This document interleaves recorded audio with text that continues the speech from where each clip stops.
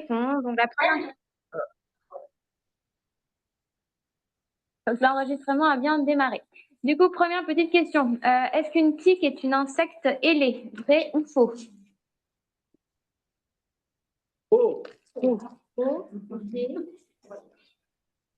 Très bien. Alors moi, ça ne s'est pas validé, mais c'est pas grave.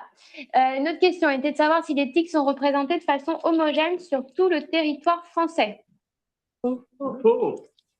Parfait. Est-ce que les piqûres de tiques surviennent autant en milieu urbain que forestier? Faux. C'est Oh, on est d'accord. Est-ce que le risque d'être piqué par une tique est le même tout au long de l'année? vrai. Homogène. D'accord. Est-ce que toutes les tiques transmettent les mêmes maladies? Non. Faux. Oh, parfait. Est-ce qu'après la borréliose de Lyme, la seconde maladie vectorielle liée aux tiques, quelle est, après la borréliose de Lyme, la seconde maladie vectorielle liée aux tiques la plus fréquente sur le territoire français? Est-ce que c'est l'encéphalite, la tularemie, la bartonellose ou les rickettsioses? Rickettsiose. Parfait. Est-ce que le risque d'attraper une borréliose de Lyme secondaire à une piqûre de tique est très élevé en France? Non. Bien, c'est relatif. Si après tentative d'extraction de la tique, la tête reste en place, est-ce que le risque de développer une borréliose de Lyme augmente? Faux. Faux, en effet, on pourra y revenir. Est-ce que toute rougeur au point de piqûre d'une tique est une borréliose de Lyme jusqu'à preuve du contraire? Faux. Oui. Faux, effectivement.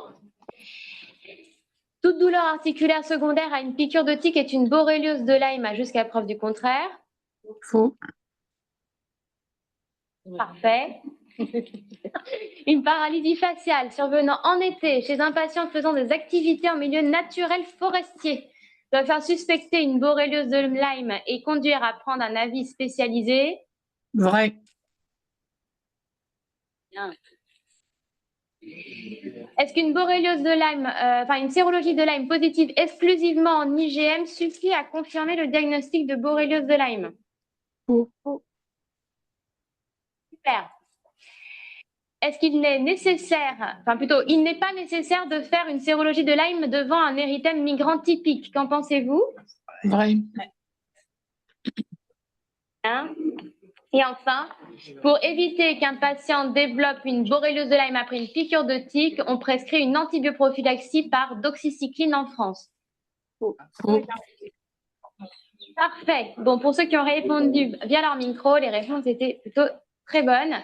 Et on va pouvoir revenir après cette petite introduction de quiz à la présentation donc plus détaillée. Donc, je vais maintenant partager mon écran. Hop. Est-ce que vous voyez l'écran? Oui. Oui. Parfait. Alors, je fais juste une petite parenthèse, Pierre. Au moment où on arrivera sur les diapositives que tu m'as proposées, je te laisserai prendre la main si tu en es d'accord. Oui, pas de souci, Pauline, oui. Super, merci beaucoup. Alors, du coup, on va y aller. Si j'ai autre chose qu'une petite...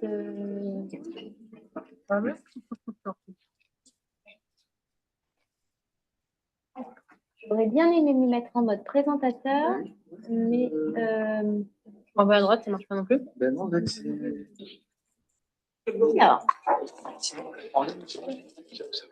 Alors, Arrête le partage. hop, j'arrête un petit instant mon partage, excusez-moi. J'ai un petit bug. T'arrives à les passer ou pas tes diapos? Non, mais... Ouais. Alors, hop, tac. Hop, tac. Tac. Excusez-moi, encore un problème technique. C'est parti. Il est un petit peu lourd. Donc, hop là. Est-ce que vous voyez mon écran? Non, normalement non. Voilà, alors, Hop, hop.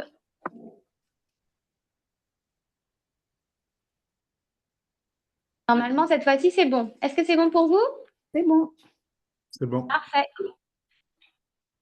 Alors, eh bien, donc aujourd'hui, voilà, cette présentation, elle va porter sur les borrélioses de Lyme et les autres maladies vectorielles liées au tic, avec comme objectif vous montrer comment savoir y penser, les diagnostiquer et les prendre en charge en médecine de premier recours. Donc, c'est un webinaire organisé aujourd'hui dans le cadre du réseau Ville-Hôpital du Centre hospitalier de Villeneuve-Saint-Georges, en partenariat avec les CPTS Octave, IJ et du Val-d'Hier, l'EMA du CHIV et le Centre national de référence des maladies vectorielles liées au tic de Villeneuve-Saint-Georges. Donc, moi, je suis le docteur Pauline Arias, je travaille au CRMVT et nous avons le plaisir d'avoir le docteur Pierre Zacharie du CNR de Strasbourg qui vient aussi participer en tant qu'expert sur cette présentation. On va d'abord faire de rapides présentations. Donc, aujourd'hui, on va être avec l'éthique. Donc, vous en avez deux petits spécimens que je vais vous présenter plus avant, un peu plus tardivement. Ensuite, nous avons donc l'équipe du CRMVT. CRMVT, donc, c'est une équipe soignante qui est pluridisciplinaire et multitâche, composée de médecins, d'infirmières, secrétaires et ingénieurs de recherche et qui est là pour recevoir les patients, pour assurer leur prise en charge clinique et également la formation du personnel soignant. Nos partenaires, c'est les CPTS que je vous ai présentés il y a quelques instants, et puis il y a vous, aujourd'hui présents, professionnels de santé de premier recours. Donc, je ne sais pas qui est derrière l'écran, mais quelle est votre profession pour ceux qui voudraient allumer leur micro et nous dire un petit peu ce qu'ils font? Et est-ce que vous avez déjà été confronté à la question d'une piqûre de tic ou des maladies vectorielles liées au tic dans votre activité? Bonjour, je vais me présenter. Je suis le docteur Saliato. Je suis médecin généraliste à la maison de santé de Paris-Vieille-Poste et je suis la présidente de la CPTS Nord-Est-Onigi. Dans le cadre de mon activité, oui, j'étais confrontée à des piqûres de tic, des gens qui reviennent de vacances ou qui vont à la campagne ou même qui vont randonner, etc., qui reviennent avec des piqûres de tic. Voilà. D'accord, super. J'espère qu'à travers cette présentation, vous allez avoir des réponses à leur apporter si vous en avez besoin. Est-ce que quelqu'un d'autre souhaiterait se présenter? Margot Laroche, médecin généraliste, membre de la maison de santé Paris dans le 19e et de la CPTS du 19e arrondissement. Oui, j'ai déjà eu affaire à des piqûres de tic et à des borrélioses de Lyme. Eh ben, super Margot, ça me fait plaisir de te voir. Bienvenue. Alors, sinon aussi dans la salle, voilà, qui dans l'assemblée. Voilà, on a André Tardieu, le docteur Tardieu. Pour choisir un coupable. Bonjour, docteur André Tardieu, médecin généraliste. Je représente la CPTS Octave et je dis merci aux partenaires de Villeneuve et en particulier Pauline et Lipline de nous accueillir et pour cette problématique de Lyme, oui, confrontée à plusieurs niveaux, au niveau des patients, au niveau des contacts et aussi au niveau des animaux. Et le fait de travailler sur le Lyme est très important parce que ça va nous permettre de se rencontrer et de se préparer aux futures épidémies qui vont arriver. Voilà, c'est la parole. Oui, donc autour de la table, il y a aussi alors je ne vais pas citer tout le monde, chaque personne qui veut prendre la parole répondra. Moi, je suis le docteur Caropas, donc du service des maladies infectieuses, et donc il y a pas mal d'infectiologues qui sont là. Mais il y a aussi plein d'autres spécialités représentées et d'autres personnes de la ville, donc je vous laisse peut-être à chacun, ceux qui veulent se présenter, prendre la parole. Moi, je suis Isabelle Blanchard, médecin généraliste au Centre municipal de santé de Villeneuve-Saint-Georges, médecin responsable du centre. Merci beaucoup d'être venu. Je suis Marianne Castelnau, je suis médecin généraliste et je remplace du coup au CMS des Vous êtes venu aussi. Juste une chose, moi je tiens à remercier Pierre de Strasbourg de s'être joint à nous, oui, et ainsi que la DAC, et peut-être passer la parole à... Oui, exactement. Ah oui, très bien. Bonjour à tous. Stéphanie Maillot, je suis la directrice du DEC 94 Ouest. Merci. Alors moi, je suis effectivement à tous ces webinaires et je remercie vraiment le chic de Villeneuve-Saint-Georges pour enfin, ces contenus qui sont très pertinents, aussi bien pour nos médecins du DAC et aussi par rapport à pas mal de choses qu'on peut voir sur le territoire. Et spécialement, effectivement, la maladie de Lyme, bon, j'en ai déjà parlé avec le docteur Tardieu, et je remercie la CPTS d'Octave qui est très novateur sur certains sujets. Nous sommes confrontés au niveau du DAC de plus en plus à avoir des patients comme de tels. Et puis moi, j'étais confrontée à titre personnel. Donc voilà aussi. Donc merci. Merci de parler de cela. Voilà. Alors, j'en profite. Pauline, juste avant, pareil, et moi, dans mon activité donc, hospitalière ici, on a forcément des… Laurent Rébillard, donc je suis médecin à l'hôpital et je fais des consultations de médecine générale à l'hôpital pour un accès aux soins. Hein. Ce n'est pas pour être médecin traitant, je le dis tout de suite, mais pour pouvoir accéder aux soins quand des patients n'ont plus de médecin traitant notamment. Mais je d'appel, toujours des morsures de tiques, et on oriente les patients à cette occasion en faisant un point avec les patients en ligne. Voilà, donc c'est une autre manière de…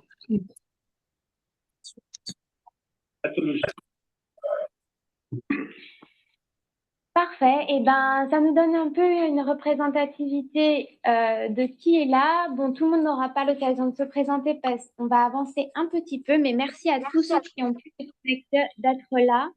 Et on va donc passer à la suite. Donc, un petit vrai-faux auquel on a déjà commencé à répondre là tout à l'heure un peu avec le WooClap, donc je ne vais pas vous refaire toutes les questions, on va juste passer rapidement sur les réponses. Donc, les tiques sont des insectes télés. C'est faux. Elles n'ont pas d'ailes. Les tiques mangent une fois par an. C'est vrai, excusez-moi, il y a un petit décalage, on va corriger ça. Si le chien a des tiques, est-ce qu'il peut me les transmettre ensuite? C'est faux, on va pouvoir en parler rapidement.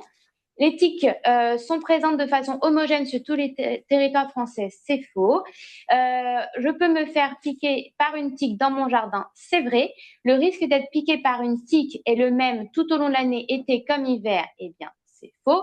Les tiques surviennent autant les piqûres, surviennent autant en milieu urbain que forestier et même à la plage. Bon, soyez tranquilles pour cet été. Et toutes les tiques transmettent les mêmes maladies, c'est faux.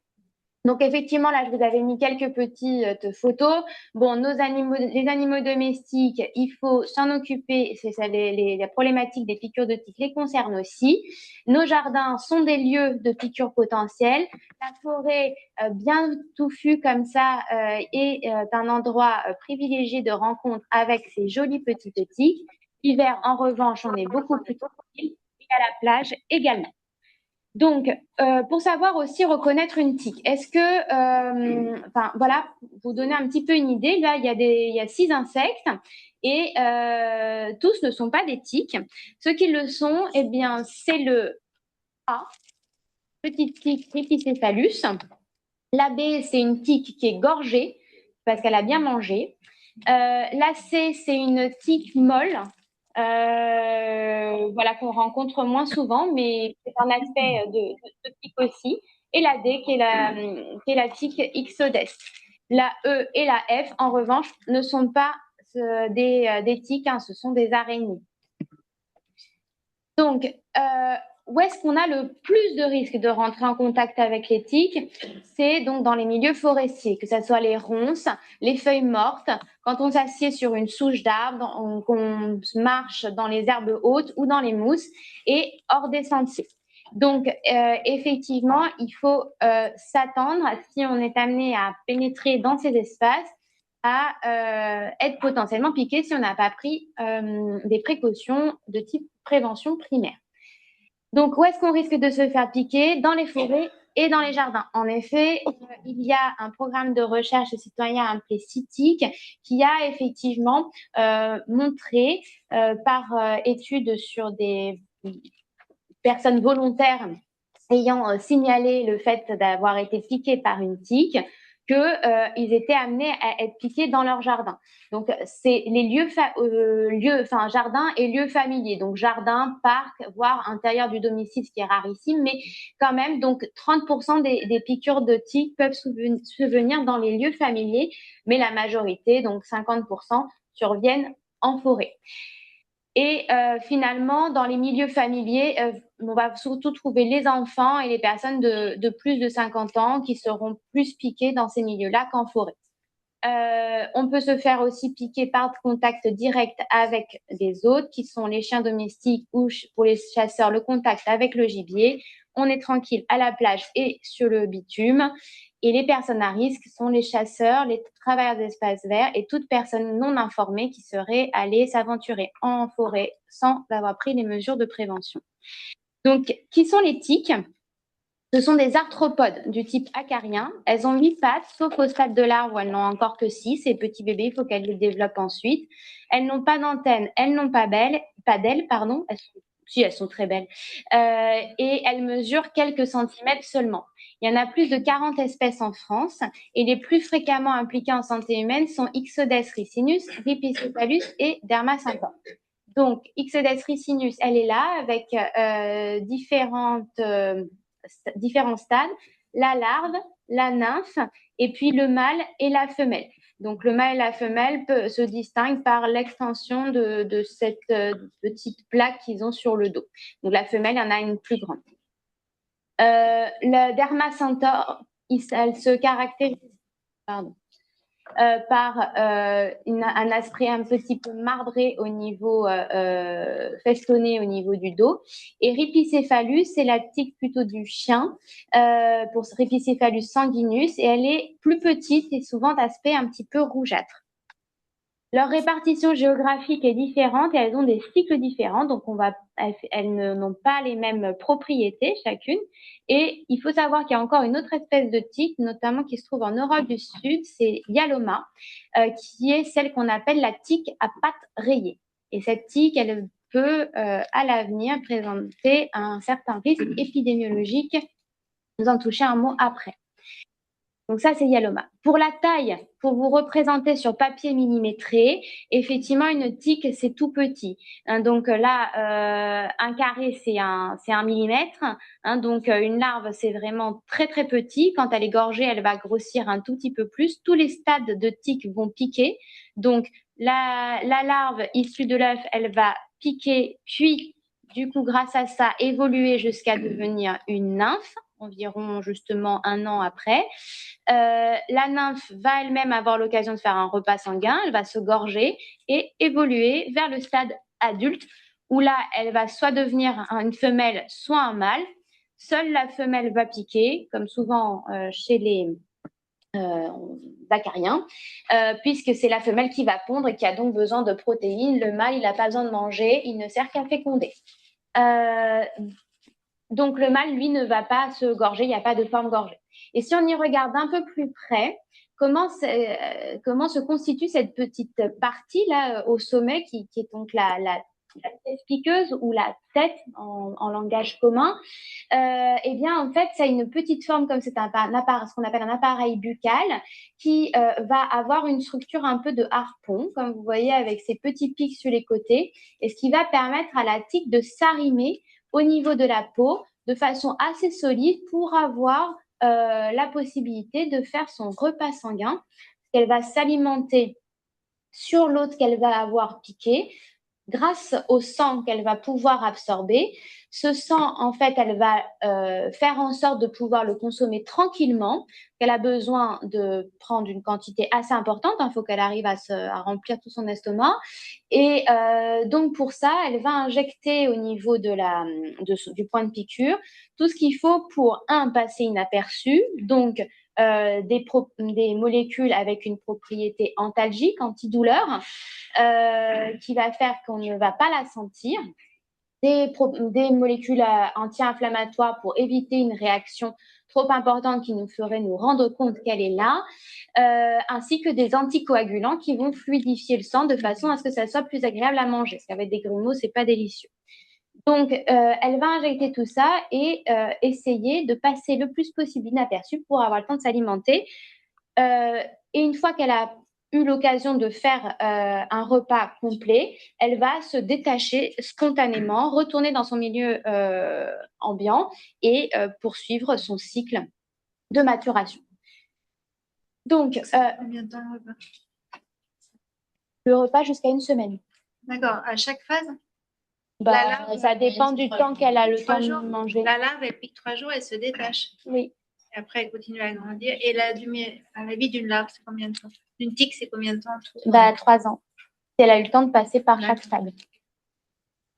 Donc, quel tique pique et où? C'est principalement Ixodes ricinus qui est retrouvé en France. On retrouve ensuite Dermacentor, Reticulatus ou Marginatus. Mais donc, Ixodes ricinus est vraiment la principale tique d'intérêt. Et donc, l'INRA a pu établir là une carte de répartition de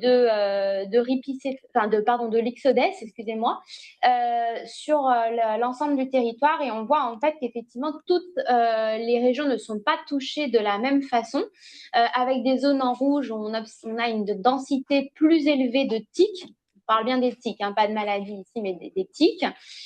Et donc, effectivement, avec des régions comme l'Alsace, Lorraine, le centre, le Limousin et l'Occitanie, oui, c'est ça, qui sont plus touchées, alors qu'en région PACA, comme il fait plus chaud et plus sec, eh bien, on a moins de présence de cette tique.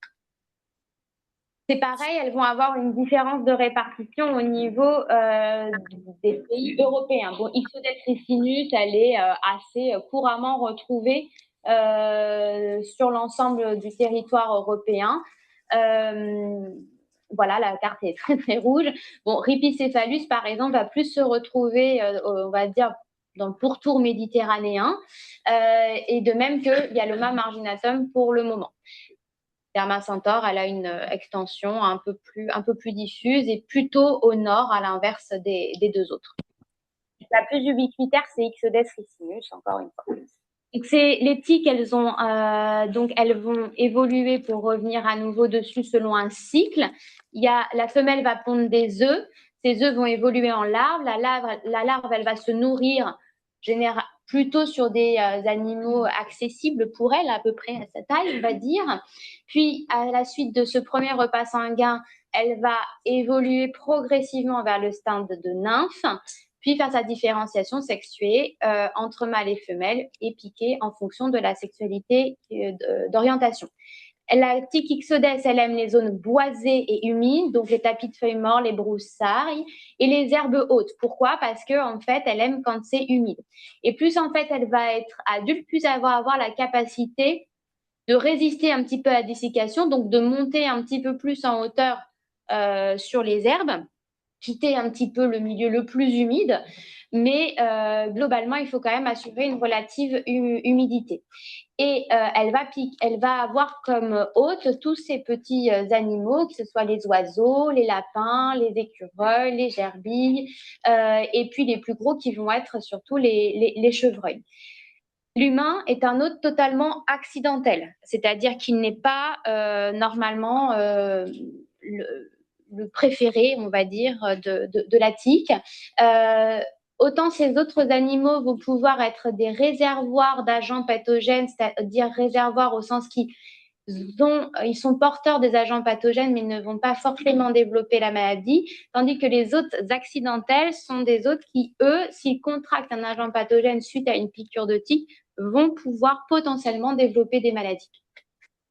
Donc, qu'est-ce que c'est qu'une maladie vectorielle? En fait, c'est une maladie qui est transmise par des vecteurs. Soit ces maladies sont strictement humaines, comme par exemple le paludisme, ou il s'agit de zoonoses, qui sont des maladies transmissibles de l'animal à l'homme et inversement. C'est le cas de la borréliose de Lyme. Les vecteurs sont des arthropodes hématophages, insectes et acariens. Dedans, on va retrouver les moustiques, les phlébotomes, les poux, les punaises et les tiques. Les agents pathogènes, ça peut être des parasites, le palu, le chagas et la babésiose, qui est notamment transmise par les tiques, les bactéries, borréliose de Lyme, rickettsiose, tularemie et autres, et des virus comme le virus de l'encéphalite à tique, la dengue, le chikungunya. Là, je vous en ai mis plusieurs pour vous dire que voilà, ça ne concerne pas que les tiques, la problématique des maladies vectorielles. Ces agents pathogènes, ils vont se développer chez un hôte porteur vertébré qui constitue le réservoir. Et le développement de la maladie va dépendre de l'infectiosité de cet agent pathogène pour l'hôte. Pas toujours le cas. Le vecteur, il va s'infecter au cours d'un repas sanguin sur l'hôte porteur et à la suite de ce repas, l'agent infectieux évolue dans le vecteur et peut ensuite être transmis.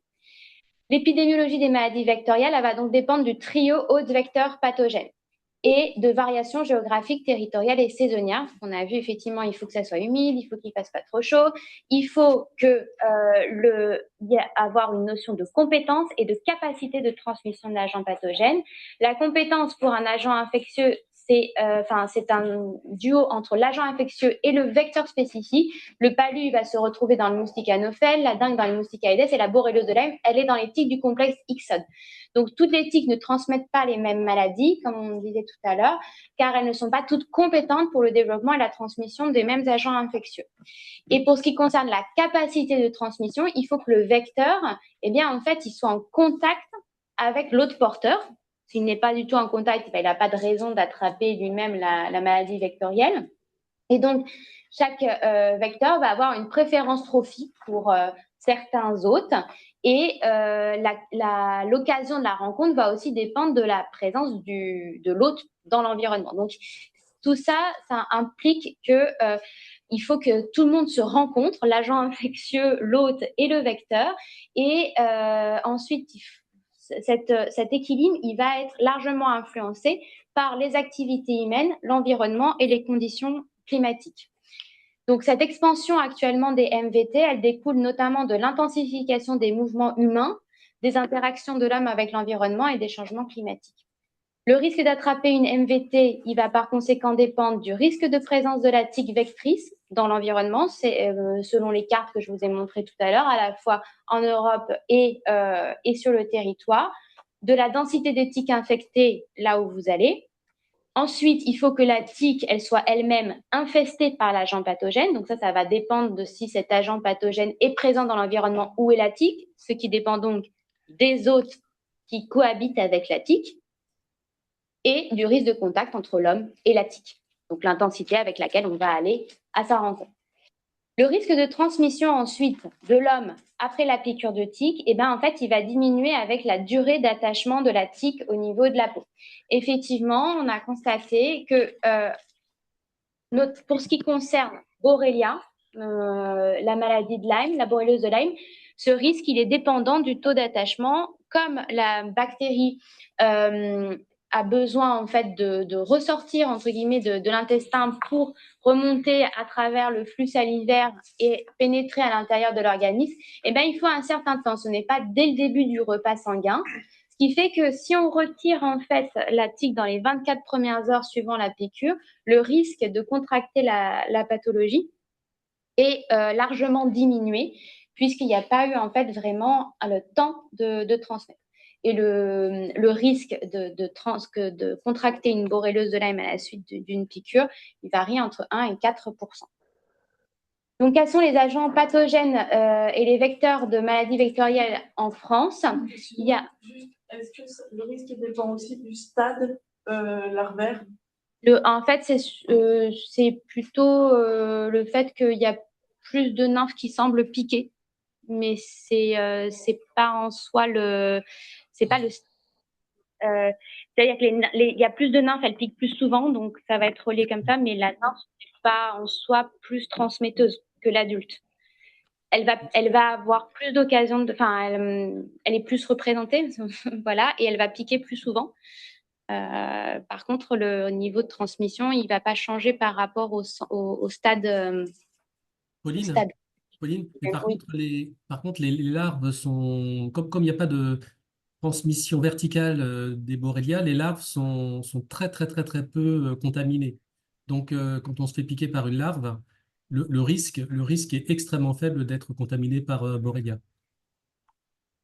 Oui, merci pour cette précision. Effectivement, la larve, elle a souvent pas encore eu l'occasion de s'infecter. Effectivement, il n'y a pas de transmission de l'œuf à la larve. Et ensuite, après, ça va dépendre du stade le plus présent dans l'environnement. avec lequel on est rencontré. Donc, pour ce qui est des agents pathogènes, on a principalement la maladie de Lyme, qui est liée à des bactéries donc, du genre Borrelia, avec différentes, trois principales espèces pathogènes, hein, qui sont Borrelia burgdorferi sensu stricto, Garini et Afzeli. Elles sont transmises par la tique Ixodes ricinus et c'est une bactérie qui n'est pas retrouvée viable dans le milieu extérieur. Elle reste à l'intérieur de sa tique. Ensuite, il y a les rickettsioses, donc, dont les trois principales formes principales sont la fièvre boutonneuse méditerranéenne, le Senlat et le Tibola. Je vous en donnerai l'explication des acronymes, et qui donc sont des bactéries de la famille des Rickettsi, des bactéries intracellulaires, et donc pareil, il existe différentes espèces, principalement Rickettsia conori, sibirica et slovaca. Et ces rickettsioses, elles sont transmises par Rhipicephalus sanguineus, Fusilus et Slovaca. Donc, c'est des R à chaque fois, mais ce n'est pas les mêmes entités qui suivent. Il y a l'encéphalite attique qui est liée à un virus de la famille des flavivirus et qui est également transmis par les Ixodes ricinus et d'autres pathogènes beaucoup plus anecdotiques, donc qui sont la tularemie, l'anaplasmose, la néo-ehrlichieuse, la bartonelle, la babéseuse et la fièvre hémorragique de Crimée-Congo. Un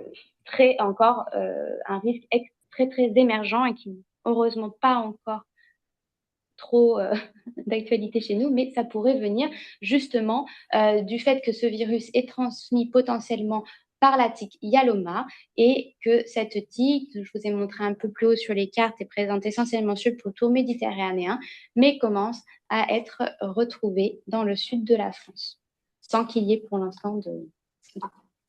La Borrelia, donc voilà, en peluche, ça ressemble à ça. Et au microscope, c'est donc une bactérie spiralée. Et donc, la plupart des pathogènes que je vous décrivais, ils sont transmis par Ixodes ricinus, qui est vraiment la tique d'intérêt clinique. Dermacentor et Rhipicephalus ne transmettent que des rickettsioses. Et juste pour la petite anecdote, je vous ai mis la petite cousine de Borrelia, qui est Treponema pallidum, l'agent de la syphilis. Mais elle se ressemble beaucoup, hein, comme on peut le voir sur les photos. Voilà. Donc, quelle est la meilleure façon de se protéger? Ne pas se faire piquer. Le baromètre de santé publique France, qui a évalué les connaissances et la mise en pratique des préventions dans les différentes tranches d'âge et selon le sexe en France, montre que, certes, la population française est maintenant plus au courant, a plus de connaissances sur la borréliose de Lyme, mais... alors oui, donc il y a une augmentation du niveau de connaissance, de l'application des mesures de prévention, mais chez les hommes jeunes, de faibles revenus et plutôt ouvriers, voilà, le taux d'application est le plus faible. Donc, s'il fallait chercher un public actuellement à cibler, c'est plutôt voilà, les personnes à faible niveau d'éducation, les hommes de moins de 45 ans, et ceux qui habitent dans des régions à faible prévalence, plutôt urbaines, qui ne se sentent pas vraiment concernés par la problématique. Il faut recommander à nos patients, c'est de se munir avant de partir d'un tire-tique. Pourquoi? Parce que justement, si on l'a sur nous, ça permet d'enlever la tique dès qu'on la constate sa présence et donc de réduire d'autant plus le risque de transmission d'une maladie. Il faut s'habiller en adoptant des vêtements couvrants, longs pour protéger au maximum la peau, des chaussures fermées, éventuellement les chaussettes rentrées dans le pantalon, des vêtements de couleur claire qui permettent de repérer plus facilement la tique sur soi et sur toutes les zones découvertes, appliquer des répulsifs. Donc, il faut faire attention aux composés qui sont dans ces répulsifs, les deux principaux étant le DIT et l'IR 3535. La particularité, c'est de veiller aux concentrations applicables chez l'enfant et chez les femmes enceintes qui doivent être un peu moins élevées. Pour ce qui est des autres mesures de prévention, on reste sur les chemins débroussaillés, on ne laisse pas les enfants traîner nus dans l'herbe, les adultes non plus. On met des nappes de couleur claire pour pique-niquer et si jamais vous avez l'occasion samedi de faire une petite randonnée de 5 km autour de Villeneuve-Saint-Georges, on pourra revenir sur ces mesures de prévention ensemble si vous voulez. C'est à 9h30 le départ sur le parvis de l'hôpital. Il y a aussi des mesures de prévention collective qui vont relever d'une part des agences nationales des forêts, donc pour ce qui est du contrôle de la faune sauvage, de la mise en place de clôtures, de l'entretien des forêts, des chemins, et d'informer les usagers grâce à des panneaux. Et la deuxième mesure de prévention primaire collective, c'est l'éducation des patients, parce que ils doivent, plus la population sera informée, plus elle reliera elle-même entre elles l'information et saura mieux se protéger. C'est le rôle des médecins de savoir y penser, diagnostiquer, traiter et orienter nos patients, les pharmaciens qui doivent aussi savoir reconnaître et orienter, et tout acteur de santé qui est amené à devoir délivrer une information sur ces piqûres de tiques. Excuse-moi, une question. Souvent, si on n'a pas de tir-tique, est-ce qu'on peut utiliser une pince à... Tout à fait. Tout à fait. Ça fait partie de la prévention secondaire. Donc, j'y viens dans un petit instant. En dernière mesure primaire, individuelle et collective, c'est la vaccination contre cette encéphalite à tique, donc ce virus qui est encore peu fréquent, heureusement, mais qui peut se rencontrer, il y a un vaccin. Donc, pour les voyageurs devant séjourner dans des zones rurales ou boisées, dans des régions d'endémie, surtout plutôt en Europe de l'Est, jusqu'à 1500 mètres d'altitude et du printemps à l'automne, cette vaccination peut être proposée. Et pour ce qui est de la borréliose de Lyme, il y a déjà eu une tentative de vaccin mise sur le marché qui a été interrompue. Et actuellement, on est dans l'attente d'un nouveau vaccin de chez Pfizer, pour l'instant en phase 3, donc actualité à suivre prochainement. Et ensuite, effectivement, il y a les préventions secondaires. Mais les préventions primaires, c'est éviter de se faire piquer. Ensuite, on va se dire, est-ce que j'ai vraiment pas été piqué? Pour ça, il faut s'inspecter et il faut inspecter toutes les zones de la peau où il peut y avoir de l'humidité et où la peau est fine. Donc, ça va être la lisière du cuir chevelu, ça va être les oreilles et autour, y compris éventuellement à l'intérieur du conduit auditif, notamment chez les enfants. Le dos, qui est difficile à voir, dans ce cas-là, soit se munir d'un miroir, soit demander à quelqu'un de la famille. Les aisselles, le sillon sous-mammaire chez les femmes, ou les hommes d'ailleurs, la taille et le nombril, les plis inguinaux et y compris les organes génitaux externes, au niveau des testicules chez les hommes, ou éventuellement des grandes lèvres chez les femmes, le creux poplité et entre les orteils. On peut prendre une douche pour aider à décrocher les tiques. Il faut bien inspecter les enfants et il faut s'assurer aussi qu'il n'y a pas des tiques qui sont présentes sur les vêtements. Donc, essayez de les mettre immédiatement au lavage après la rando, à 60 degrés ou au sèche-linge parce qu'elles n'aiment pas, ou au sèche-linge parce qu'elles n'aiment pas la chaleur. Et le lendemain, on recommence parce que si elles ont eu le temps de manger, on les retrouvera peut-être plus facilement vu qu'elles auront grossi. Et si on trouve la tique, qu'est-ce qu'on fait? Comment est-ce qu'on la retire? Eh bien, pour ça, l'idéal, c'est d'utiliser un tire-tique. C'est un petit instrument qui s'achète en pharmacie, qui a la forme un petit peu d'un pied de biche et qu'il faut insérer au contact, au plus près possible de la peau. Et ensuite, on va, grâce à ce petit instrument, faire un mouvement de rotation. Donc, on va le tourner. Le sens horaire, anti-horaire n'a aucune importance. En fait, ça sera selon que vous êtes gaucher ou droitier, vous faites ça dans le sens qui vous arrange. Et on tire sans tirer fortement vers le haut. La tique, en fait, elle va se détacher par ce mouvement de rotation, puisque comme tout à l'heure, je vous montrais sur sur le rostre, il y a cette petite forme de harpon avec ces petits épis sur le côté qu'il faut donc, grâce au mouvement de rotation, faire rentrer sur eux-mêmes et ce qui va permettre le détachement indolore de la tique. Ce n'est pas la peine d'utiliser des substances lubrifiantes, anesthésiantes, ni de compresser le corps de la tique. Ce n'est pas utile, ça n'a pas de bénéfice quelconque. Et si effectivement on n'a pas de tire-tique sous la main, on peut utiliser une pince à épiler fine en l'utilisant exactement de la même façon avec un mouvement de rotation. La seule chose, c'est qu'en fait, comme il faut faire un mouvement de rotation, c'est beaucoup moins simple avec une pince à épiler qu'avec un truc bien vertical. Mais si on n'a que ça, il vaut mieux la retirer que de la laisser en place parce qu'on n'a pas de tire-tique que juste une pince à épiler sur soi, quoi. Donc voilà, et si la tête reste en place, ce n'est pas un drame. Ça ne va pas augmenter le risque de transmission de maladies vectorielles, tout simplement parce que les maladies vectorielles, elles sont à l'intérieur du corps de la tique et pas dans la partie des pièces piqueuses.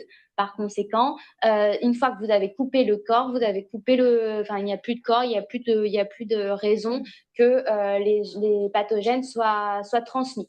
Donc, en revanche, c'est sûr que ce n'est pas idéal de garder un rostre ou des pièces piqueuses sous la peau. Hein, ça fait comme un corps étranger classique, comme si on a acétamine écharde. Et par conséquent, c'est le même risque infectieux qu'une infection de la peau classique. Il faut donc soigneusement désinfecter après le retrait de la pique, donc que la tête soit restée en place ou pas. Hein. D'ailleurs, il faut toujours désinfecter. Et il n'y a pas d'indication à mettre une antibioprophylaxie post-piqûre de tique. Et si vous vous demandez qu'est-ce que vous faites de votre tique une fois que vous l'avez enlevé, eh bien, vous pouvez l'envoyer à CITIC en signalant justement votre piqûre sur ce projet de recherche qui a développé une application disponible sur smartphone, Android ou iPhone. Mais si vous n'avez pas envie d'utiliser une application, vous pouvez très bien le faire sur Internet, voire par formulaire papier disponible sur ce site. Et tout l'intérêt, justement, c'est de faire progresser un petit peu la connaissance sur les tiques, leur présence sur le territoire et les pathogènes notation porteurs, comme je vous montrais sur les cartes précédentes. Donc, ce programme, effectivement, CITIC, il permet d'avoir un peu une idée de la présence des tiques et des pathogènes sur le territoire. Effectivement, ils ont évalué la présence d'agents pathogènes au sein des tiques. Pour autant, il faut faire bien attention à ce que le fait qu'une tique soit porteuse d'un agent pathogène n'implique pas forcément qu'elle peut le transmettre. Comme je vous ai expliqué juste avant, que il faut qu'il y ait l'opportunité de la transmission. Donc, c'est pas parce qu'elle est porteuse qu'elle va infecter. Et là, vous avez un exemple du petit kit de collecte que vous pouvez remplir. Donc, pareil, là. L'opportunité de la transmission, même si elle te pique, elle ne va pas forcément transmettre, quoi. De toute façon, je veux dire. Oui, c'est l'opportunité de déverser sa salive. Oui, elle va pas forcément transmettre, effectivement. Donc, un petit vrai ou faux à nouveau là, si le patient qui s'est fait piquer par une tique, est-ce qu'il va forcément développer une maladie de Lyme? Eh bien, non. Est-ce qu'il faut systématiquement que je lui prescris des antibiotiques au cas où? Faux également. Le patient finalement développe une rougeur au point de piqûre à plus de 3 jours après la piqûre et qui grandit progressivement. Lui prescrire une crème à la cortisone n'est pas forcément une bonne idée. En revanche, 10 jours de doxycycline, ça sera ce qu'il y a de plus adapté. Et s'il me demande s'il peut le transmettre à son partenaire ou à ses enfants, la réponse est faux, hein, puisque la maladie vectorielle ne se transmet qu'entre le vecteur et son hôte et pas entre humains. Donc, à côté, vous avez un exemple d'érythème migrant. L'érythème migrant, c'est une lésion cutanée indolore, non prurigineuse, qui s'étale progressivement dans la peau en cible autour du point de piqûre et elle va mettre un temps à se développer suite à la piqûre. Ce n'est pas une rougeur immédiate puisqu'il faut le temps que la bactérie s'installe, entre guillemets, dans la peau et diffuse progressivement, créant l'inflammation. Une rougeur qui serait immédiate, prurigineuse, douloureuse à la suite d'une piqûre de tique, comme on peut le voir sur l'autre photo, n'est pas en faveur d'une borréliose de Lyme.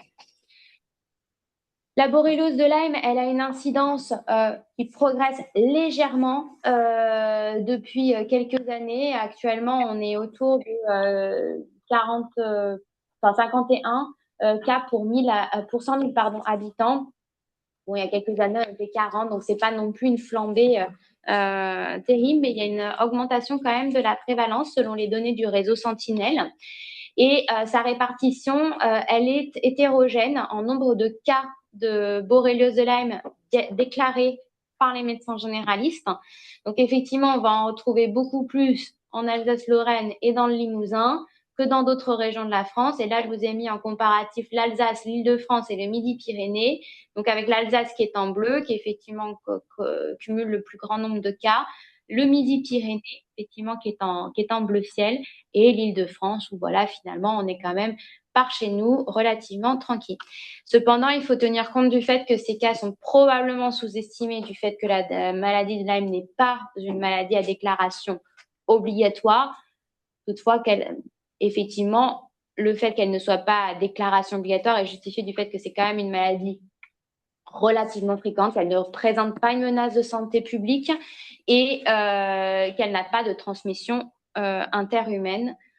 Donc, pour vous donner une représentation aussi, si on prend une Île-de-France avec 10 millions d'habitants, ça vous fait à peu près 2500 cas par an, pour rendre un peu plus parlant le chiffre de 25 cas pour 100 000 habitants. Voilà, ça fait 2500 cas sur 10 millions d'habitants. Pas très, ça arrive, mais ce n'est pas tous les jours. Donc, les symptômes qui peuvent apparaître précocement suite à une piqûre de tique, c'est une réaction inflammatoire au point de piqûre, comme après toute piqûre d'insecte. Cette rougeur et chaleur, elle apparaît dans les premières 24 heures suivant la piqûre. Ensuite, il peut y avoir une éruption cutanée un petit peu retardée. Là, ça peut être une borréliose de Lyme si c'est un érythème migrant ou d'autres MVT. Les symptômes généraux de type asthénie, arthromyalgie peuvent être retrouvés dans la borréliose de Lyme, mais aussi dans les autres MVT. Ce qui est plus spécifique des autres MVT, c'est les adénopathies et la fièvre. Donc voilà, pour savoir un petit peu s'orienter sur quel diagnostic suspecter chez nos patients. Et quand il y a des signes neurologiques centraux qui apparaissent rapidement, précocement après une piqûre de tique, il faut quand même penser à l'encéphalite atypique.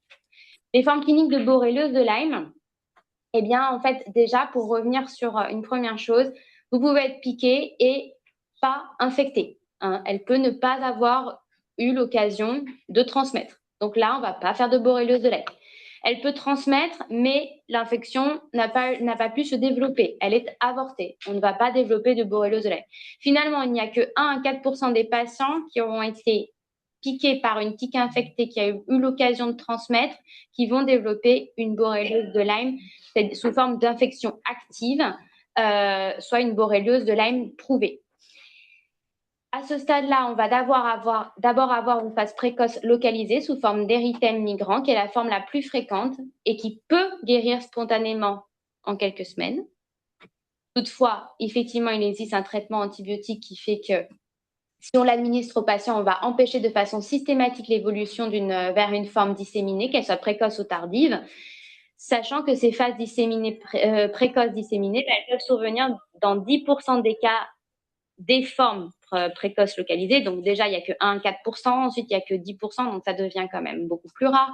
Et ces formes, elles peuvent être neurologiques, articulaires, cardiaques, oculaires, voire ensuite, s'il n'y a toujours pas eu de traitement, des phases tardives sous type d'acrodermatite atrophiante ou des formes chroniques articulaires, enfin des formes tardives articulaires et neurologiques.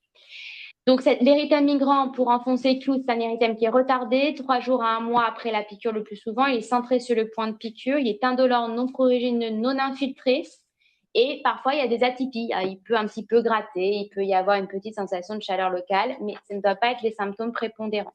Il y a parfois des signes généraux associés de type asthénie, arthromyalgie. Et en revanche, si on a de la fièvre, il faut savoir quand même évoquer une autre MVT. Il est très rarement multiple, avec des éruptions cutanées qui vont apparaître autour de la première, hein, pas complètement à distance, mais à peu près dans la même zone. Et à ce stade, il n'est pas nécessaire de réaliser une sérologie. Le diagnostic, il est purement clinique. On s'arrêtera là. Donc, pour vous donner quelques photos d'érythème migrant, il y avait la belle photo tout à l'heure, ça peut être des fois un peu différent, voilà, surtout avec le renforcement périphérique ici, presque un petit peu à type d'hématome là, la plus caractéristique avec l'éclaircissement central et sur peau noire, ça se voit très mal, mais on a un aspect un peu plus grisé de la peau au point de piqûre. D'autres formes cutanées précoces beaucoup plus rares, c'est le lymphocytome borrélien, qui touche principalement le lobe de l'oreille et la zone périmamellonnaire, principalement. Forme beaucoup plus rare. Et l'érythème migrant multiple, ça va avoir un petit peu cet aspect, mais donc voilà, ça peut être plusieurs tâches, mais qui vont rester concentrées autour de l'éruption initiale. Les autres formes cliniques, elles sont beaucoup plus rares. Elles peuvent être articulaires, c'est sous forme d'une arthrite inflammatoire, le plus souvent une monoarthrite, qui va toucher les grosses et moyennes articulations, avec une impotence fonctionnelle modérée et qui permet la mise en charge. Il n'y a pas d'atteinte des petites articulations et le diagnostic doit être confirmé par ponction articulaire avec réalisation d'une PCR sur le liquide articulaire. Donc, c'est un diagnostic qui va relever effectivement du rhumatologue ou du centre expert qui va pouvoir faire cette ponction. Et pour ce qui est des formes neurologiques, elles apparaissent le plus souvent au-delà de 15 jours après la piqûre, voire jusqu'à 1 an après. C'est le plus souvent une méningo-radiculite qui va toucher soit le plexus brachial, soit le plexus sciatique. Souvent, donc, en fait, le développement va être en lien avec le site de la piqûre. La il peut y avoir des paralysies faciales. Elles sont parfois bilatérales et c'est plus fréquent chez l'enfant. Et c'est une douleur intense de type radiculite systématisée d'horaire inflammatoire. Les atteintes centrales, elles sont rarissimes. Les paresthésies non systématisées ne sont pas une manifestation de borréliose de Lyme. Et le diagnostic est confirmé par une ponction lombaire. Donc, c'est pareil, c'est un diagnostic qui relève d'un adressage en CFR ou hospitalier. Et la prévention tertiaire, entre guillemets, c'est savoir faire le bon diagnostic. Du coup, quand est-ce qu'il est justifié de faire une sérologie de borréliose de Lyme en médecine générale? La sérologie, elle est à visée diagnostique en cas d'arthrite de Lyme ou de neuroborréliose de Lyme. Et elle n'est pas indiquée devant un érythème migrant parce que le diagnostic est clinique et il suffit à décider de l'instauration du traitement. Et elle n'est pas non plus indiquée devant des symptômes fonctionnels non spécifiques sans imputabilité retrouvée à l'interrogatoire, c'est-à-dire un patient qui n'est pas exposé au tic, qui n'a pas été piqué, qui n'a pas de délai d'apparition compatible, n'a pas lieu d'avoir une borréliose de Lyme à la recherche d'un diagnostic qui n'est pas à évoquer en soi. Je te laisse la main, Pierre. Alors, je suis désolée parce que ça a pris une police un petit peu étrange. Oui, non, c'est pas grave. Oui, je voulais juste revenir effectivement en quelques mots sur les tests sérologiques de Lyme parce que ils ont une importance, comme tu le rappelais, sur les formes disséminées, hein, puisqu'ils font partie intégrante d'un diagnostic d'arthrite, de neuroborréliose, enfin, toutes de formes secondaires où on s'attend à avoir une sérologie. Par contre, effectivement, malheureusement, du moment où on a une sérologie de Lyme positive, il est toujours compliqué de faire a posteriori un diagnostic, puisque la plupart du temps, on garde une sérologie positive et il sera très compliqué de pouvoir faire un diagnostic ultérieur sur cet élément sérologique. Voilà. Et il y a une étude qui était parue et qui avait montré que il y a des gens qui avaient des sérologies positives sur un très long terme et qui ne présentaient absolument pas d'autres manifestations de borréliose de Lyme par la suite. Voilà. La dia suivante. Alors, les sérologies Lyme, ça peut être très compliqué parce que, comme toute sérologie, il faut connaître leurs avantages et leurs inconvénients, surtout leurs limites. De plus, eh bien, il existe des différences de performance entre les différents tests sur le marché. Déjà qu'il y a des différences entre les tests de dépistage de première attention et les tests de confirmation. La notion de seuil également est extrêmement importante. Ce qui peut influencer sur les performances des produits, c'est l'antigène qui est utilisé.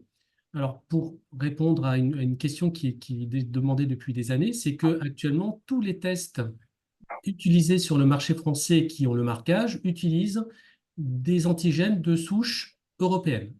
Voilà, la souche sensu stricto qui, il y a une vingtaine ou 25 ans, était la principale utilisée dans les tests de dépistage, maintenant est toujours combinée avec d'autres antigènes de souche européenne de Guarini ou d'Afzeli, ce qui fait que les performances, a priori, de ces tests ont largement augmenté. Et ce qui est extrêmement important à savoir aussi, ce sont les limites de ce sérodiagnostic. La notion de séroprévalence et la notion de valeur prédictive positive et négative, dont on va voir un exemple après. Le gros problème encore actuellement, ce sont les IgM. Hein. Donc vous verrez qu'au CNR, on a décidé il y a déjà quelques années de ne plus faire en systématique les IgM, puisque c'est plus source de problèmes d'interprétation sérologique que de gains véritablement sur cette sérologie. Les problèmes de suivi aussi, puisqu'on a encore beaucoup de suivi sérologique alors qu'il n'y a aucune recommandation à faire un suivi sérologique. Et les problèmes de standardisation, notamment sur les tests de confirmation, eh bien, on est maintenant sur des critères d'interprétation des tests qui sont relativement homogènes entre les différents produits qui sont présents sur le marché français. Alors, les indicateurs de performance de ces tests tiennent compte de différentes données, la séroprévalence qui est importante, la prévalence de la maladie et la notion de valeur prédictive positive, donc de pourcentage de patients ayant la maladie avec un test positif sur l'ensemble des tests positifs. Excuse-moi, j'ai mis tes diapos qui sont plus jolies, je pense. Voilà. Ah voilà, Est-ce que d'accord. ça se voit mieux comme ça? Ouais. Impeccable. Voilà. Donc donc ces valeurs-là de séroprévalence, prévalence, valeurs prédictives positives et négatives, sont extrêmement importantes pour ne pas faire dire n'importe quoi à une sérologie de Lyme. Voilà, tu peux passer à la suite.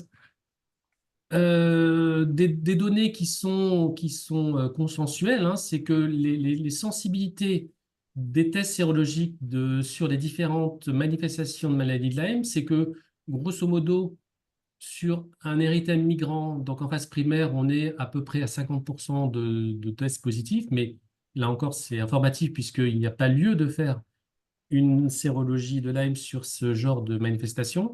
Sur les phases secondaires, alors c'est très variable parce que phase secondaire, ça peut être de 2-3 semaines à plusieurs mois après la contamination. Donc on est aux alentours entre 70 et 95% généralement de positivité des tests. Et sur une phase tertiaire, type arthrite ou acrodermatite, on est la plupart du temps sur tous les tests à quasiment 100% de sensibilité sur ces tests-là. Le problème, c'est plutôt un problème de spécificité, puisque on veut au moins, sur les tests de première intention, une spécificité de 90%, et 90%, ce n'est pas extraordinaire, hein. À titre de comparaison, sur un test VIH, on est proche de 99,5%, par exemple, hein. Donc, les tests de sérodiagnostic de Lyme, par rapport à d'autres tests sérologiques, ce ne sont pas des tests qui sont très, très performants. Et sur les tests de confirmation, c'est-à-dire les techniques de blot, hein, d'immuno-empreinte, eh bien, on exige au moins 95% de spécificité sur ces tests-là. Et donc, on peut avoir effectivement des faux plus, même sur des techniques d'immuno-empreinte. OK? Alors, juste pour vous montrer un exemple, hein, sur ce qu'on peut faire dire à un test de dépistage. Tu peux aller jusqu'au bout de la dia. Voilà. Donc, si on prend par exemple la population alsacienne, hein, qui est une zone, comme tu l'as rappelé, Pauline, de forte prévalence et séroprévalence, donc grosso modo 10% de séroprévalence sur la population, 1% de prévalence de maladie, avec des performances de tests importantes, hein, spécificité 95%, sensibilité 98%, on a une valeur prédictive négative très importante, hein, sur les formes, bien sûr pas sur les formes primaires, mais sur des formes qui nécessitent une sérologie. Donc sur une arthrite, si le test est négatif, on a 99,97% effectivement qu'il ne s'agit pas, si le test est négatif, d'une borréliose de Lyme. Par contre, on voit que si on prend la valeur prédictive positive, eh bien, si cliniquement on a une suspicion de Lyme, ben, la sérologie viendra effectivement être en corrélation avec cette clinique dans seulement 16,5% des cas, hein. Donc, c'est pour ça que la sérologie de Lyme doit être faite à bon escient, hein. Il faut toujours, voilà, c'est pour ça qu'il faut, comme tu le rappelais, ne pas faire une sérologie de Lyme devant une fatigue chronique, devant des signes qui ne sont pas du tout spécifiques d'une véritable borréliose de Lyme. Et là, on est sur une population à forte prévalence, mais si on prend une population à une prévalence qui est moindre, eh bien, on voit que les chiffres de valeurs prédictives négatives sont encore meilleures, hein, ce qui est un peu normal, mais par contre, en termes de valeurs prédictives positives, on tombe à moins de 4%. C'est-à-dire que si on s'amuse, entre guillemets, à faire des sérologies de Lyme dans toutes les situations, eh bien, la valeur prédictive positive dans cette indication est quasi nulle et donc n'a strictement aucun intérêt. Voilà. Concernant maintenant, alors, bien sûr, l'intérêt de la sérologie, c'est dans les formes disséminées et tardives, et c'est sur la présence d'IgG, hein. Et on a fait une de mes collègues a fait une petite étude il y a quelques années sur l'intérêt des IgM en rétrospective. Donc, elle a pris sur une durée toutes les sérologies de Lyme qui avaient été demandées au laboratoire de bactériaux du CHU de Strasbourg. Et sans entrer dans les détails, eh bien, les IgM n'avaient un intérêt que sur un seul dossier. C'est-à-dire que dans un seul dossier, on avait des IgM plutôt isolés où cliniquement, effectivement, il y avait une suspicion de Lyme récent. Hein. Mais ça veut dire que la plupart du temps, les IgM ne servent strictement à rien puisque dans les formes plutôt disséminées, même précoces et de toute façon tardives, eh bien les IgG sont là et participent au diagnostic, au diagnostic clinique. Mais, et la diète suivante, voilà. C'est-à-dire que le problème de ces IgM, c'est que la valeur prédictive positive et négative est extrêmement faible, hein, puisque on s'aperçoit que on peut avoir des gens qui ont eu des maladies de Lyme il y a très longtemps et qui ont toujours une persistance d'IgM. Et surtout, et c'est le gros problème, c'est qu'on a beaucoup, et vous l'avez sans doute remarqué, beaucoup de dossiers de patients qui nous sont adressés avec des IgM isolément positives. Et dans l'immense majorité des cas, plus de 99,9% au moins, il n'y a jamais de séroconversion des IgG. Et donc, eh bien, il s'agit de faux plus, hein, même de faux plus en technique de confirmation, hein, puisque souvent ces IgM de dépistage sont confirmés par des techniques de blot, et il n'y a aucune raison de penser qu'il y ait une maladie de Lyme avec une synthèse d'IgM qui ne sera pas suivie d'une synthèse d'IgG. Hein. Au contraire, on a pu voir sur certains érythèmes migrants une petite synthèse d'IgG avec une absence d'IgM. Hein. On peut avoir sur des érythèmes traités, notamment, on peut avoir quand même une synthèse d'anticorps qui sont des IgG avec une absence d'IgM, mais du moment où on a une synthèse d'IgM, on a a priori toujours une synthèse IgG qui va suivre derrière. Et donc, sur des IgM isolément positives qui persistent pendant des mois, voire des années, eh bien, on est sur à quasi 100% qu'il s'agit d'une fausse réactivité.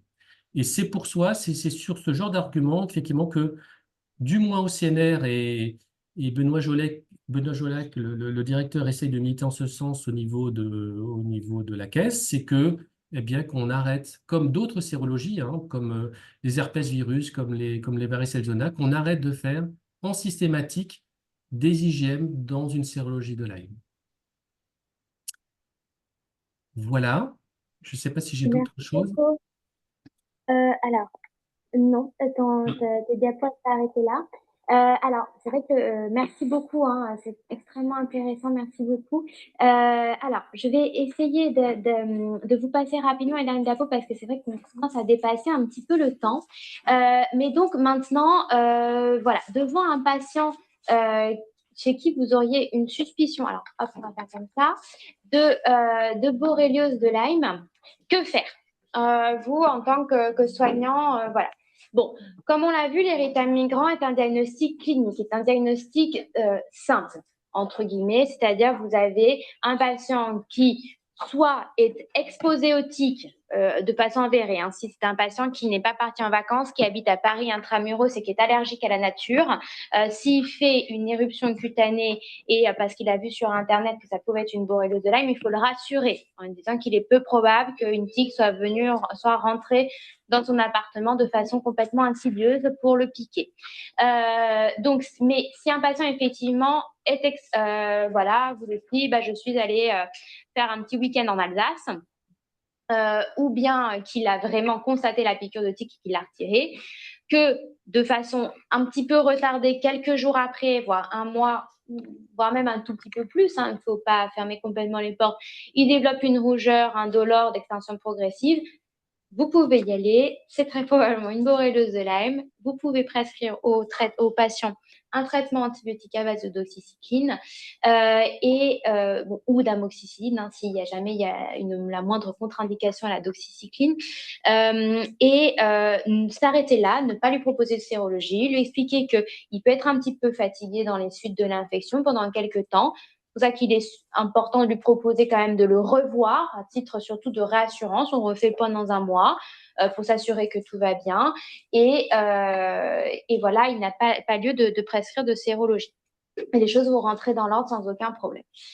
Si, en revanche, vous êtes confronté à une évolution non favorable suite au premier traitement antibiotique ou d'emblée vers un patient qui développe un genou gonflé, douloureux, alors que justement il traverse des espaces verts ou que c'est un jeune homme en BTS jardinerie ou et que du coup il y a un doute possible sur une borréliose de Lyme, sachant que dans ces cas-là il faut faire un diagnostic sur PCR articulaire.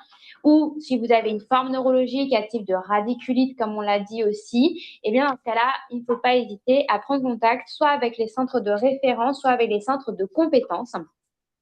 Et ça, vous pouvez donc les trouver sur le site du CRMVT. Vous avez donc là la carte qui vous montre les territoires des 5 CRMVT d'Île-de-France.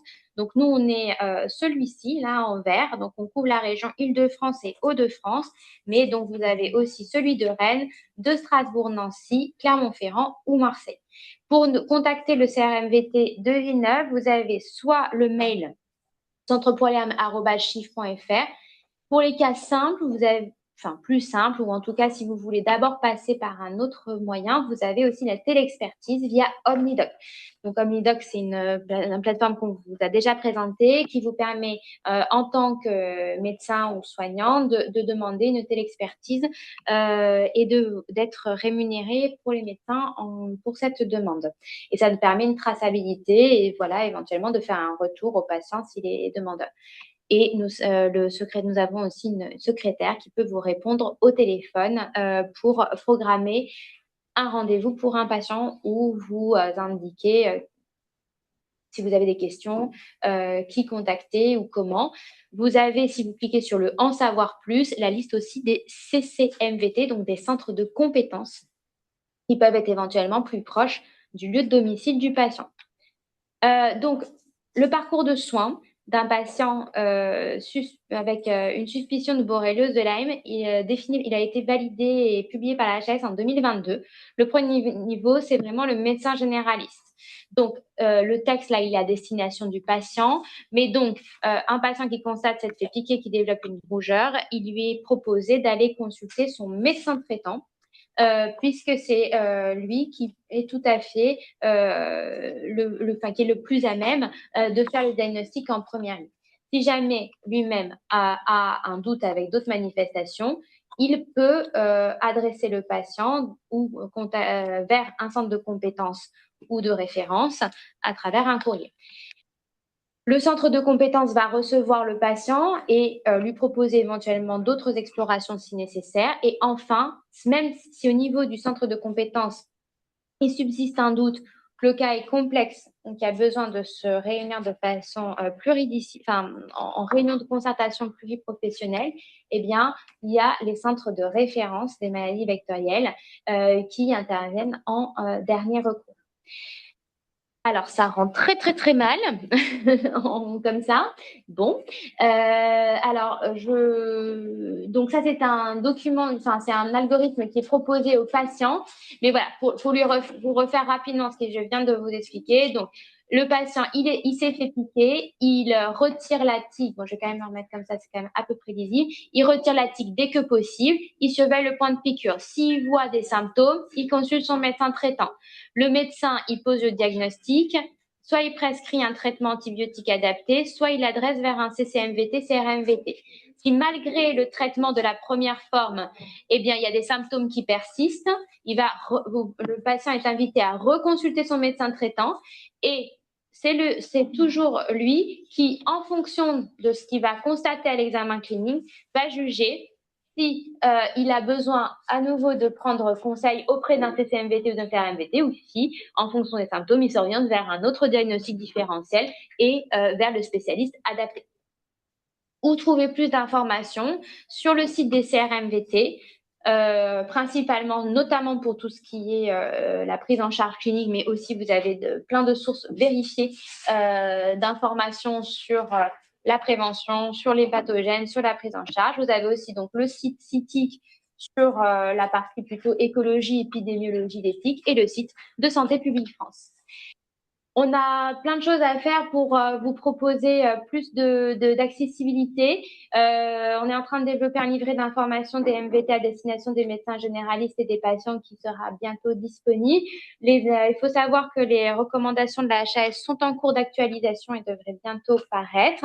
Et enfin, il y a un projet de développement au niveau du CRMVT d'un outil d'aide au diagnostic et à la prise en charge qui s'appellera Clitic. Je serai ravie de vous en dire un peu plus dans prochain mois. Je vous remercie pour votre attention. Pour vous montrer que ça donne un peu une petite piqûre une petite collecte de tiques. Voilà.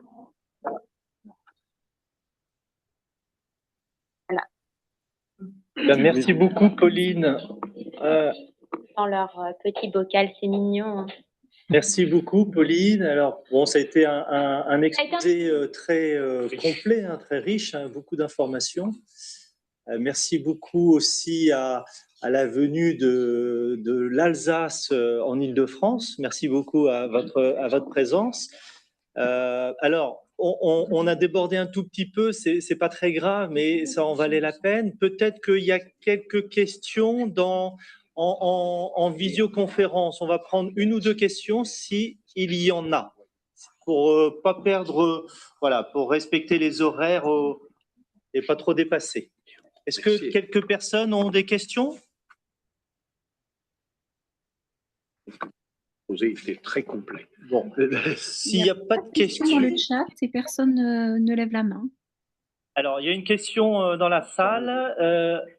Tu as évoqué dans une de tes diapos la culture de la Borrelia sur un prélèvement.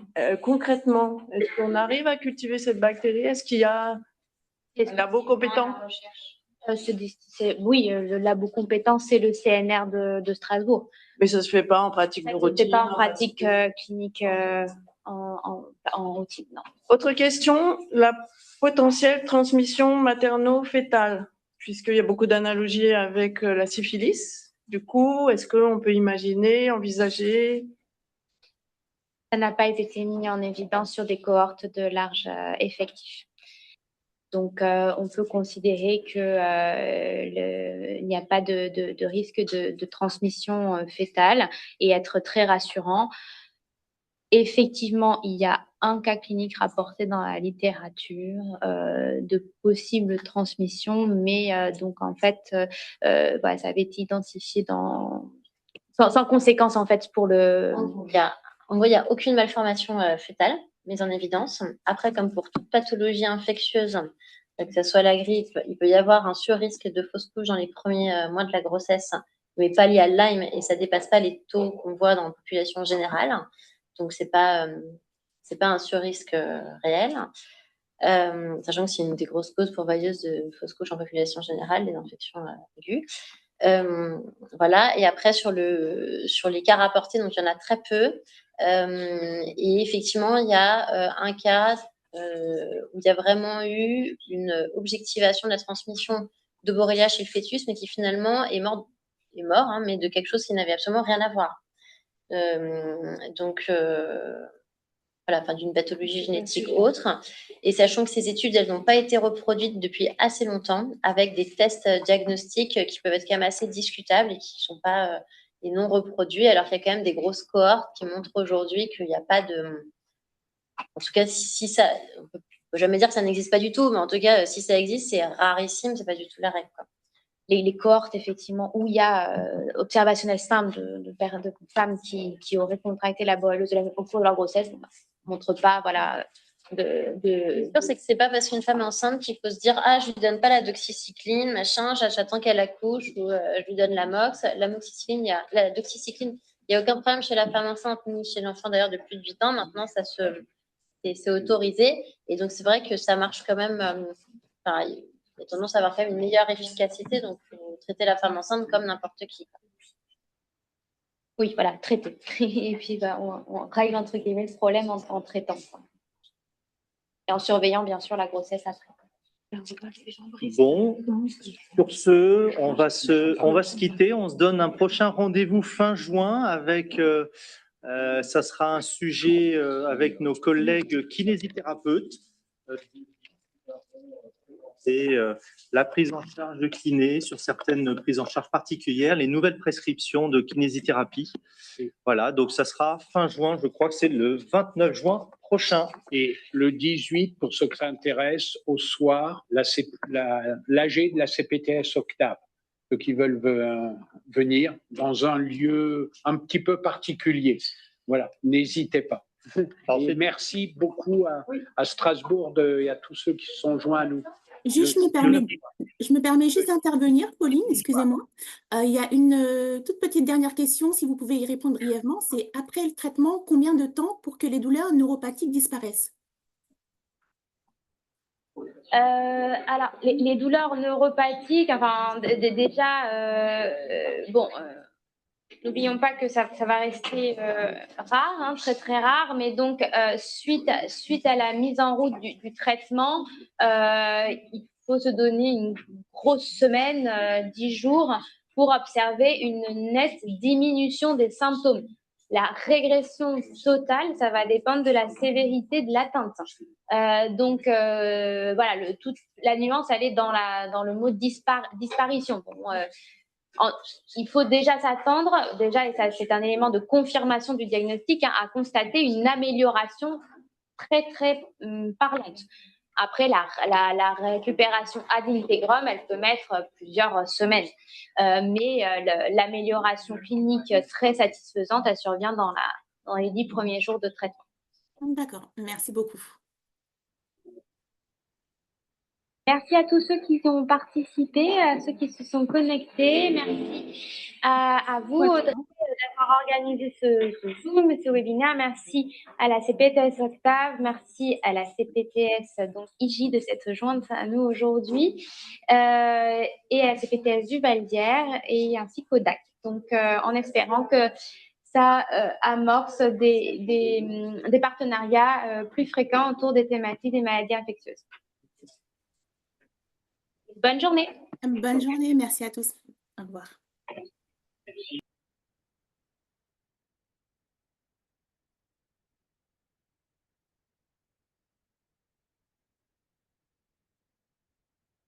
Du coup, Audrey, je t'ai envoyé un message que le docteur Robillard ait l'enregistrement.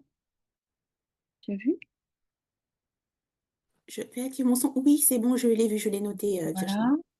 Je te laisse m'envoyer la fiche de présence. Oui, tout à fait. Et puis, je pense que c'est tout. Et puis, on fera peut-être un petit remerciement. Tu nous mets en copie, mais qu'on remercie le docteur Zachary pour sa participation. Oui, ok. Hein, par mail, en fait, voilà, directement. André est encore connecté, mais peut-être qu'il va penser à autre chose. Ok. Je pense que c'est tout. Ah, il se reconnecte à l'audio. Donc, Ouais. Du coup, je sais pas s'il est, parce que je sais pas s'il est sorti de la salle et qu'il veut nous dire quelque chose, on ne sait jamais. D'accord, ok.